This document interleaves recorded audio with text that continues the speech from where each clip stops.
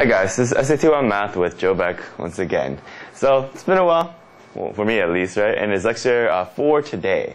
Okay, and from now on, I'm just going to tell you right off the bat what we're going to go over so that if you need to skip around the lectures a little bit, you can do so. So today, we'll actually be covering algebraic methods, okay? This will be a 3-part series, okay? And we're just going to go over the basics of algebra as well as up to the hardest questions you'll ever see in Algebra 1.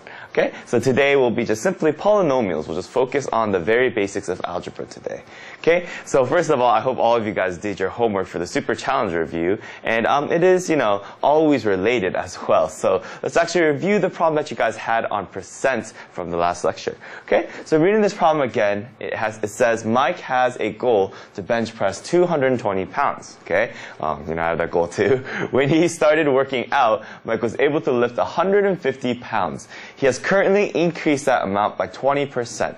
What percent of his current lifting amount must Mike increase to reach his goal of 220 pounds? Okay, and this is a goal, a lot of you guys, or, even girls when they bench press as well, have, you calculate these things, so, very applicable too.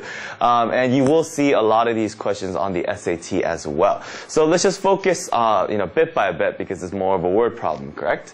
So let's say Mike has a goal to bench press 220 pounds, okay? When he started working out, he was able to lift 150 pounds, okay? So this is the starting point, it's 150 pounds, okay? He's currently increased that amount by 20%. Okay, so that's the first thing that we need to calculate, right? So he started with 150 and he increased it by 20%. So we have to find out how much that is. So as we learned from the last lecture, right? If we want to find the percent of anything, we just multiply by its decimal equivalent.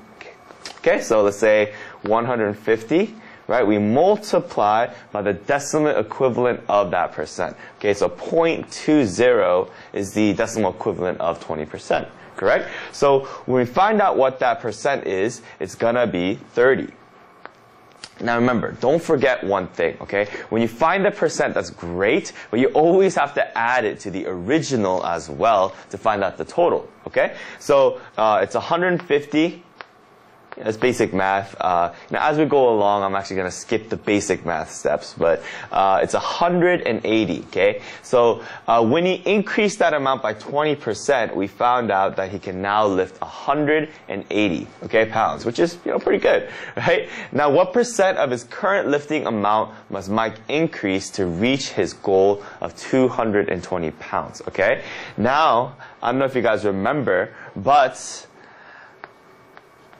this is an equation that I actually went over last lecture, okay? So it's percent increase, and that's what we want to know, right? We want to know the percent increase is equal to the change in amount,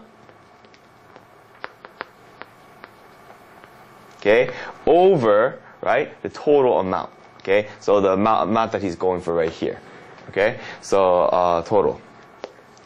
Okay, and remember, look in the other lecture if you guys get a little lost here, but you guys should be fine, right? So the percent increase is, the change in amount is, so he wants to get to 220. However, right, he has, was it 180 pounds right now? Oh, and sorry, when I meant the total, I meant the total that he has right now, 180, not 220, okay? So therefore, this is actually over 180.